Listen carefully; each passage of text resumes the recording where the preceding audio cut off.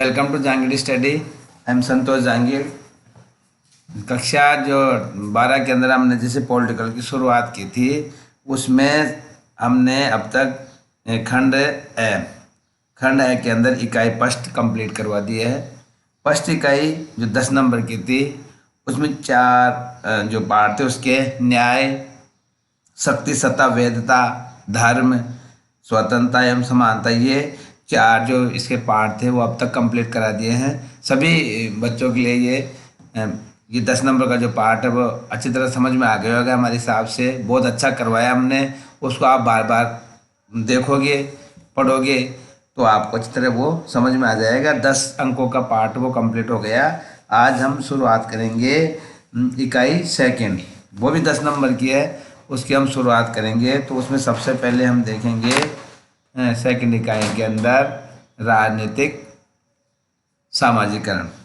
Second इकाई का जो पहला पार्ट है उसमें है राजनीतिक सामाजिकरण। राजनीतिक सामाजिकरण, ये राजनीतिक सामाजिकरण जो प्रक्रिया है वो द्वितीय विश्व युद्ध के बाद शुरू हुई। द्वितीय विश्व युद्ध के बाद लोगों ने मतलब राजनीतिक का सामाजिकरण की प्रक्रिया की शुरुआत द्वितीय विश्व युद्ध 1939 से 1945 तक, जब द्वितीय विश्व युद्ध हुआ उस समय ये शुरुआत की। द्वितीय विश्व युद्ध के बाद स्वतंत्र हुए एशिया, अफ्रीका एवं लैटिन अमेरिकी राज्यों के अध्ययन के लिए तुलनात्मक राजनीति में अनेक नवीन अवधारणाओं का विकास हुआ। इन अवधारणाओं में राजनीतिक सामाजिकरण को भी शामिल किया गया। व्यवहारवादी क्रांति के अंतःनुशासनात्मक उपागम पर जोर देने के लिए कारण भी राजनीति विज्ञान में विभिन्न नवीन अवधारणाएं शामिल की गई। समाजशास्त्र एवं राजनीति विज्ञान के बढ़ते अंतर संबंधों के फलस्वरूप कई समाजशास्त्रीय संकल्पनाएं राजनीति विज्ञान में शामिल हुई, जिनमें राजनीतिक संस्कृति, राजनीतिक सहभागिता, राजनीतिक विकास और राजनीतिक सामाजिकरण प्रमुख है। आज हम राजनीतिक सामाजिकरण का विस्तार से अध्ययन करेंगे। राजनीतिक सामाजिकरण की प्रक्रिया समाजशास्त्रीय संकल्पना से प्रेरित है। ये समाजशास्त्रीय संकल्पना से प्रेरित है। सबसे पहले राजनीतिक सामाजिकरण, ये राजनीतिक सामाजिकरण समाज में निरंतर चलने वाली प्रक्रिया है। ये अनवरत रूप से चलने वाली प्रक्रिया है जो आगे भी चलती रहेगी, जिसके माध्यम से व्यक्ति समाज के रीति रिवाजों, परंपराओं, मूल्यों एवं मान्यताओं अर्थात समाज की संस्कृति को अंगीकार कर उसका क्रियाशील सदस्य बनता है। राजनीतिक सामाजिकरण के द्वारा ही व्यक्ति समाज के रीति रिवाजों को, समाज की परंपराओं को, सामाजिक मूल्यों को, मान्यताओं को, समाज की संस्कृति सबको स्वीकार करके एक क्रियाशील सदस्य बनता है।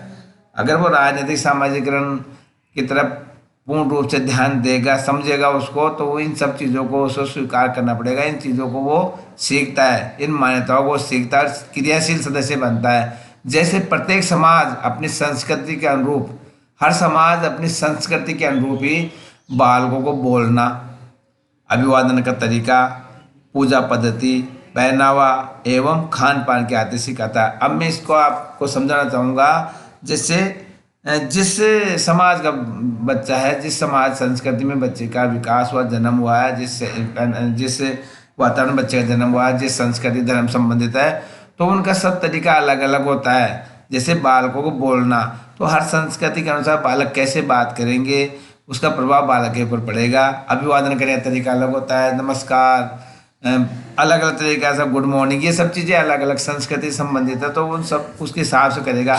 पूजा पद्धति भी अलग अलग होती है, पहनावा अलग अलग होता है। आप सभी देखते हो इस चीज़ को, आप सब बच्चे जानते भी हो और समझते भी हो। खान पान की आदत भी अलग होती है। ये सब प्रक्रिया क्या कहलाएगी? सामाजिकरण की प्रक्रिया। ये सब प्रक्रिया क्या कहलाएगी? सामाजिकरण की प्रक्रिया कहलाएगी। ये तरीका। अब राजनीतिक सामाजिकरण का अर्थ क्या होता है, इसका मतलब क्या है, इसका एक अच्छी परिभाषा हमने बताई। जिस प्रक्रिया के द्वारा व्यक्ति राजनीति के प्रति अपना ज्ञान प्राप्त करता है, उस प्रक्रिया को राजनीतिक सामाजिकरण कहते हैं। जिस प्रक्रिया के द्वारा व्यक्ति राजनीति के प्रति अपना ज्ञान प्राप्त करता है, उस प्रक्रिया को राजनीतिक सामाजिकरण या सोशल पॉलिटिकल सोशलाइजेशन कहते हैं। राजनीतिक सामाजिकरण की मैंने ये जो इसमें मतलब थोड़ा छोट करके बताया, मतलब इसमें से मुख्य मुख्य बातें बताइए। इसमें आपको जो समझने की बात यह है कि जैसे हम इसमें कह सकते हैं या आपको समझना है, नोट्स आपको तैयार करने हैं, इनको याद करना है। ये नोट्स याद करना आपके लिए बहुत ही अच्छा रहेगा बच्चों सबके लिए, क्योंकि इसको आपको पढ़ते ही इसको बार बार पढ़ोगे तो आपको आगे कोई दिक्कत नहीं आएगी बेटा।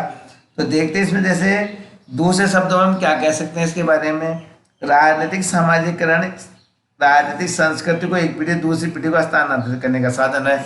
मेरी बात ध्यान से सुनो बेटा, ये क्या कहते हैं, राजनीतिक सामाजिक संस्कृति, राजनीतिक संस्कृति को एक पीढ़ी, अब जैसे मान लो एक पीढ़ी आप सभी समझते हो, जैसे आपके दादाजी का ज्ञान, दादाजी से आपके पिताजी सीखे, पिताजी से आप सीखोगे तो वो पीढ़ी दर पीढ़ी हो गया।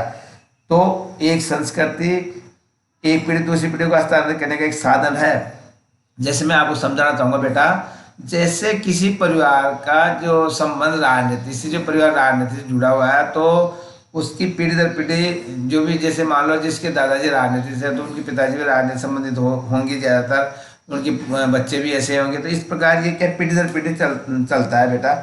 वास्तव में राजनीतिक व्यवस्थाओं के सुचारू संचालन में इसकी महत्वपूर्ण भूमिका है। ये पीढ़ी दर पीढ़ी होता है, राजनीतिक सामाजिकरण होना बहुत आवश्यक है। अगर राजनीतिक सामाजिकरण नहीं होगा तो व्यक्ति, जो छोटे बच्चे हैं जो भी है, वो कैसे समझेंगे, किस प्रकार राजनीति को आगे बढ़ाएंगे। तो ये चीज़ें सीखना उनके लिए बहुत ही आवश्यक है। तो राजनीतिक सामाजिकरण बहुत ही राजनीति के लिए बहुत ही आवश्यक है। प्रत्येक राजनीतिक व्यवस्था कुछ आदर्श होते हैं। जैसे भारत का आदर्श क्या है, हर राजनीतिक व्यवस्था के आदर्श होता है बेटा, इसको आप ध्यान दो। भारत का आदर्श लोकतांत्रिक, हमारे देश का जो आदर्श है वो लोकतांत्रिक व्यवस्था है, स्वतंत्र समाज है। लोकतंत्र के बारे में मैंने बता दिया और एक बार मैं हर बार बता रहा हूँ आपको।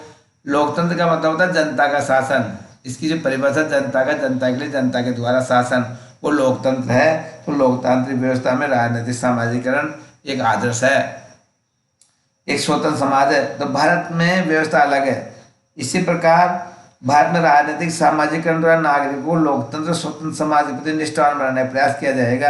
अब भारत में राजनीतिक सामाजिकरण का स्वरूप कैसा होगा, क्या रूप होगा, किस प्रकार राजनीतिक सामाजिकरण को यहाँ पे लागू किया जाएगा, इसके लिए होगा भारतीय नागरिकों को लोकतंत्र के बारे में एवं स्वतंत्र समाज के प्रति निष्ठावान, इनमें निष्ठा रखने की शिक्षा दी जाएगी।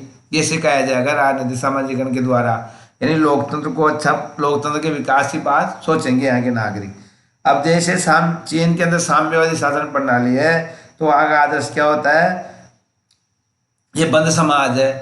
जो साम्यवादी प्रणाली एक बंद समाज की प्रणाली है, तो नागरिकों राजनीतिक सामाजिक माध्यम से इसी अनुरूप बंद समाज के बारे में वहाँ अपने यहाँ स्वतंत्र समाज की बात करेंगे।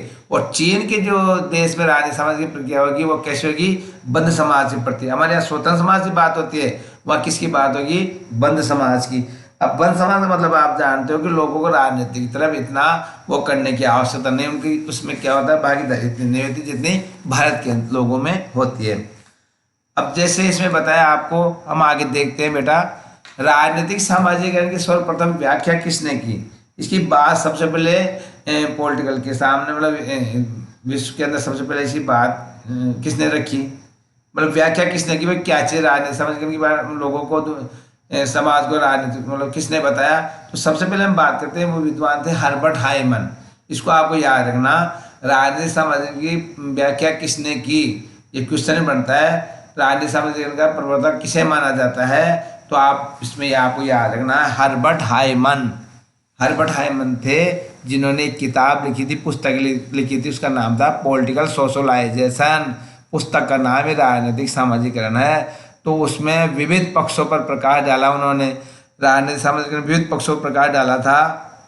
इनके साथ ही आमंड और पावल नाम के विद्वान भी थे। उन्होंने राजनीतिक सामाजिकरण की प्रक्रिया के बारे में कहा जिसके माध्यम से राजनीतिक संस्कृति प्रवेश किया जाता है। उन्होंने ये कहा राजनीतिक सामाजिकरण वह प्रक्रिया है, यानी राजनीतिक सामाजिकरण वह प्रक्रिया है जिसके माध्यम से राजनीतिक संस्कृति में प्रवेश कराया जाता है। अब आप राजनीतिक संस्कृति के बारे में समझते हो क्या होती है बेटा। हर देश की राजनीतिक संस्कृति अलग अलग होती है। जैसे अभी मैंने बताया जैसे समाज की होती है, सामाजिक संस्कृति, जैसे हर समाज में नीति नियम सब अलग होते हैं, उसी प्रकार हर राजनीतिक देश में संस्कृति अलग होती है। तो उसमें प्रवेश कैसे कराया जाता है, ये शिक्षा किससे मिलेगी हमें? राजनीतिक सामाजिकरण के द्वारा मिलेगी। उनकी राजनीतिक उद्देश्यों के प्रति अभिप्रेरणाओं को बनाया जाता है। ये बात आमड और पावल ने स्पष्ट रूप से व्यक्त की। इसी के अलावा ये काउनहाग, सॉरी बेटा, काउनास से काउनहाग, ये ऐसे लिखा है, मैंने गलती से लिखा है। तो काउनास ने क्या किया? राजनीतिक सामाजिकरण वह शब्द है जो उस प्रक्रिया का वर्णन करता है, उस प्रक्रिया का वर्णन करता है जिस प्रक्रिया के माध्यम से व्यक्ति राजनीतिक संबंध में ज्ञान प्राप्त करता है। व्यक्ति राजनीतिक संबंधित ज्ञान प्राप्त किससे करेगा? राजनीतिक सामाजिकरण के द्वारा। ये बात काउनाक साहब ने बताई। नेक्स्ट हम इसमें देखो, इसी में एक चीज और बताऊंगा आपको। इन सब परिभाषाओं का स्थान ये होता है कि राजनीतिक सामाजिकरण का उद्देश्य व्यक्तियों को अपनी राजनीतिक व्यवस्था की शिक्षा प्रदान करना है। इसका मकसद क्या है? इसका उद्देश्य क्या है? यानी लोगों को राजनीतिक शिक्षा देना। पॉलिटिकल सोशलाइजेशन का मकसद होता है कि लोगों को राजनीति के प्रति सचेत करना, उनको शिक्षा देना, उन्हें राजनीतिक सोच विकसित करना। ये सब बातें राजनीतिक सामाजिकरण संबंधित है। आगे हम राजनीतिक सामाजिकरण के साधन देखेंगे। Tools of political socialization. राजनीतिक सामाजिकरण के साधन क्या है जिससे व्यक्ति सीखेगा राजनीति को? वो साधन मैं आपको बता रहा हूँ। जैसे बता, व्यक्ति में राजनीतिक समझ विकसित करने के लिए कुछ संस्थाएं होती है एवं साधन होते हैं जो मैंने सारणी से आपको बताया, वो देखिए। जैसे सबसे पहले परिवार, शिक्षण संस्थाएं, राजनीतिक दल, राष्ट्रीय प्रतीक, जनसंचार के साधन। ये वो साधन है जिससे व्यक्ति राजनीतिक सामाजिकरण को अपनाता है, उसे राजनीति का ज्ञान प्राप्त होता है। इसका हम डिटेल से समझेंगे। जैसे पहले इसमें मैंने बताया, इसमें जो ये साधन मैंने बताए, ये व्यक्ति में राजनीतिक समझ विकसित करते हैं। जो ये साधन है बेटा, ये व्यक्ति में क्या करते हैं? राजनीतिक समझ विकसित करते हैं। राजनीति को समझा जाता है इनके द्वारा। परिवार में हम सीखते हैं तो उस तरीके से, शिक्षण संस्थाओं में हम राजनीति के बारे में जानते हैं, राजनीतिक दलों को हम देखते हैं तो उनसे हम सीखते हैं। राष्ट्रीय प्रतीकों का हम ध्यान दें, भाई क्या है, इसका क्या मतलब है, कैसे ये बना, इनसे हम राजनीति के बारे में सीखते हैं। अरे जनसंचार के साधन, पत्र पत्रिकाएं, ये न्यूज, जो भी टीवी रेडियो वगैरह जो भी है, इनसे हम क्या सीखते हैं? राजनीति को अच्छी तरह समझ सकते हैं।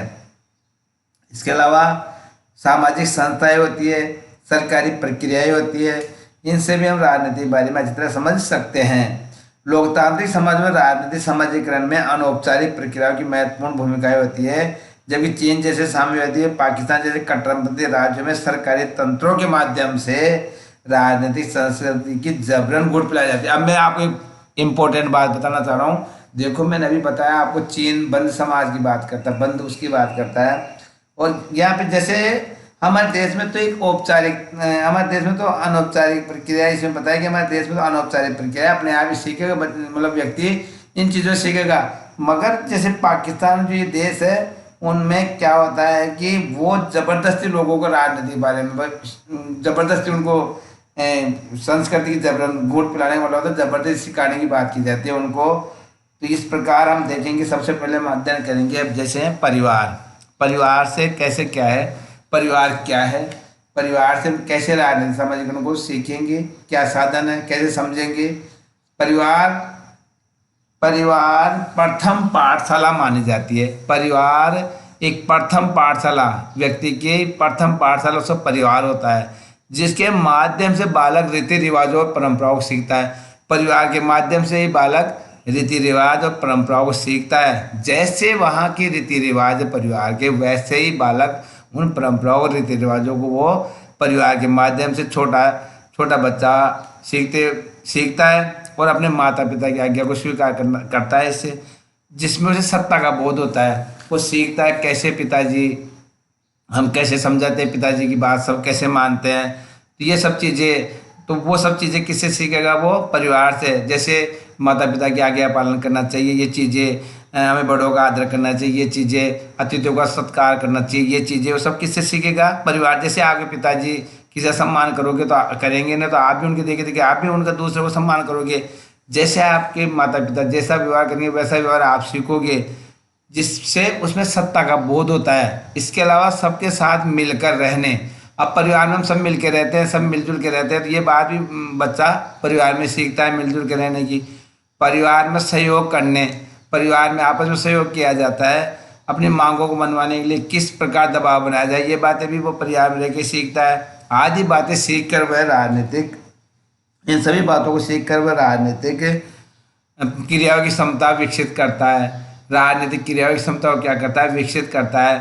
सामान्यतः चुनावी अनुभव, सामान्य चुनावी अनुभव ये बताते हैं कि परिवार का मुखिया जिस राजनीतिक दल का समर्थक होता है। अब देखो चुनाव के बारे में परिवार से बच्चा सीखेगा। अगर परिवार का मुखिया जिस राजनीतिक दल का समर्थन करता है तो परिवार के सभी सदस्य उसी राजनीतिक दल का समर्थन करेंगे। इसी प्रकार परिवार के अन्य सदस्य भी उसका अनुसरण करते हुए बात आ गई। अगर मुखिया जिस पार्टी का समर्थन करता है, दल का राजनीतिक दल का समर्थन करता है, तो अन्य जो सदस्य भी है वो भी उसी का अनुसरण करने लग जाएंगे, चाहे वो दल कैसा भी है, चाहे राजनीतिक दल किस भी प्रकार का है, उसकी नीतियाँ सही है गलत है, मगर वो अनुसरण करने लग जाएंगे। इस प्रकार राजनीति के प्रति प्राथमिक समझ का विकास परिवार के माध्यम से होता है। सीखकर वह राजनीतिक क्रियाओं की क्षमता विकसित करता है। सामान्य चुनाव अनुभव ये बताते हैं कि परिवार का मुखिया जिस राजनीतिक दल का समर्थन परिवार के अन्य सदस्य उसे अनुसरण करेंगे, यही बात मैंने अभी बताई। तो प्रारंभिक विकास किसके माध्यम से है, परिवार के माध्यम से। तो परिवार जीवन की प्रथम पाठशाला मानी जाती है। राजनीतिक, सामाजिक, आर्थिक सभी चीज़ों को परिवार में रह के ही सीखता है। अब दूसरा हम देखेंगे इसके बाद में जो साधन है, राजनीतिक समझने का साधन है, वह है शिक्षण संस्थाएं। राजनीतिक सामाजिकरण में शिक्षण संस्थाओं की महत्वपूर्ण भूमिका होती है। बालक परिवार में जिन राजनीतिक अभिव्यक्तियों को आत्मसात करता है, जिन राजनीतिक जो गतिविधियां अभिव्यक्तियां होती है जो परिवार में सीखता है, शिक्षण संस्थाओं में ऑलरेडी दृढ़ बन जाते हैं। अब वो जैसे घर पे कुछ बातें सीखता है राजनीतिक दलों के बारे में, राजनीतिक अभिव्यक्तियों के बारे में सीखता है, ऐसे इनके बारे में, जब वो स्कूल जाता है, शिक्षण संस्था में जाता है, तो वो अधिक दृढ़ बन जाते हैं विचार। विभिन्न पृष्ठभूमि के सहभागियों के साथ अनुकूलन करने की आवश्यकता से बालक राजनीतिक व्यवस्था की विविधताओं और विरोधाभास के साथ समायोजन करना सीखता है। अब सुनो, जैसे उस परिवार, एक परिवार के बच्चों ने मान लो किसका समर्थन करें, दूसरे जो परिवार है उनके बच्चों किसका समर्थन करें, तो आपस में वो क्या करेंगे, अलग अलग पृष्ठभूमि वाली बातों को देखे विरोधाभासों के साथ वो क्या करना सीखेगा बच्चा, समायोजन।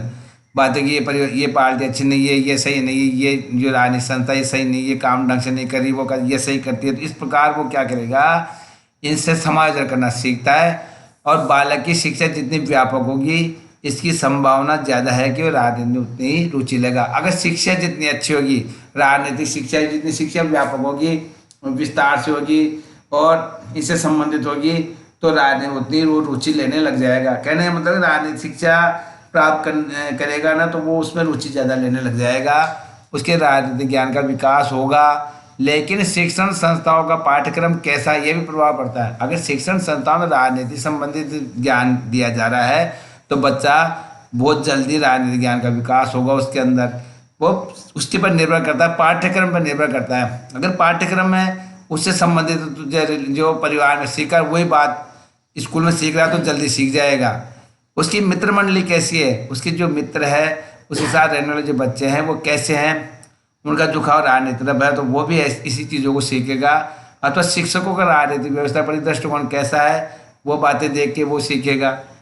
वैचारिक अभिमुखीकरण कैसा है, उनका विचार, मतलब शिक्षकों के इनके विचार कैसे राजनीति प्रति, इन विचारों को वह ग्रहण करेगा किनसे, अध्यापकों से शिक्षण संस्थान में। ये सब तत्व क्या करते हैं, राजनीतिक सामाजिकरण को प्रभावित करते हैं। ये साधन है जिनसे कि व्यक्ति राजनीति को अच्छी तरह समझ सकता है।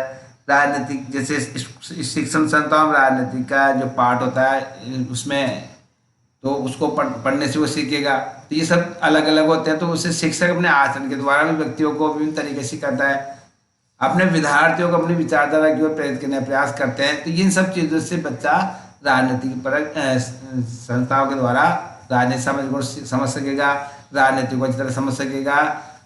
ठीक है बेटा, आगे हम देखते हैं इसमें। जैसे इसका 30 जो साधन है शिक्षण संस्था के बाद में जो नेक्स्ट आता है आपके राजनीतिक सामाजिक साधनों में, वह है राजनीतिक दल। राजनीतिक दल क्या है, राजनीतिक दल अपनी नीतियों, विचारधारा और कार्यक्रम के माध्यम से सामाजिक का महत्वपूर्ण कार्य करते हैं। अब मैं आपको बताऊंगा राजनीतिक दल अलग अलग नीतियाँ होती है, नीतियों के बारे में वो उसको संचार के माध्यम के द्वारा और हर जगह उनकी घोषणा पत्रों के द्वारा, पत्र पत्रिका के द्वारा समाज के सामने अपनी नीतियाँ रखते हैं। भाई इस तरह की नीतियाँ उनकी दलों की, तो हर दल की अलग अलग नीतियाँ होती है। इससे उनका काम करने का तरीका क्या है, उस पार्टी का जो राजनीतिक दल उसका क्या तरीका, उस सब तरीकों को वो मीडिया के सामने और पत्र पत्रिका के माध्यम से लोगों के सामने रखता है। तो उससे वो उनकी नीतियों को समझ जाते हैं। तो राजनीतिक दल से भी व्यक्ति राजनीतिक सामाजिकों को अच्छी तरह समझ सकते हैं। यद्यपि लोकतांत्रिक देशों एवं साम्यवादी सर्वाधिकारी राज्यों में राजनीतिक दलों की भूमिका अलग अलग होती है। अब एक मुख्य बात देखो, लोकतांत्रिक देशों के राजनीतिक दल अलग होते हैं, साम्यवादी सर्वाधिकारवादी राज्यों में राजनीतिक दलों की भूमिका अलग अलग होती है। तो उनमें राजनीतिक समझ की प्रक्रिया भी अलग होती है। लोकतांत्रिक देशों में दल होते हैं, अनेक दल होते हैं, उसके अंदर तो सब दल की अलग अलग नीतियाँ होती है, उनके काम करने का तरीका अलग होता है। तो उनसे व्यक्ति क्या सीखेगा, उनकी चीज़ों को सीखेगा, किसको वो अधिक महत्व देगा, ये सब बातें उसको राजनीतिक सामाजिकरण को समझने में सहयोग देगी। अब देखिए बेटा, ऐसे राज्य में सामाजिक साधन पर राज्य का कठोर नियंत्रण रहता है। राज्यों का क्या होता है, सामाजिक साधन में राज्य कठोर नियंत्रण रहता है, जबकि लोकतांत्रिक राज्यों में राजनीतिक बहुलता होती है। अब जैसे साम्यवादी दलों में मैंने उसमें राज्य का नियंत्रण होता है, व्यक्ति किसी की बुराई नहीं कर सकता। अब मैं सबसे मुख्य बात बताऊंगा, साम्यवादी और सर्ववादी का जो राज्य है उसमें व्यक्ति किसी भी पार्टी एक या दो कमी होती है, उसमें दल ज़्यादा नहीं होते हैं, एक या दो दल होते हैं ज़्यादातर उसमें बेटा। तो वो व्यक्ति कभी भी किसी भी दल की वो बुराई नहीं कर सकता, उनके ऊपर उसके अंदर पाबंद मतलब उसका विरोध नहीं कर सकता।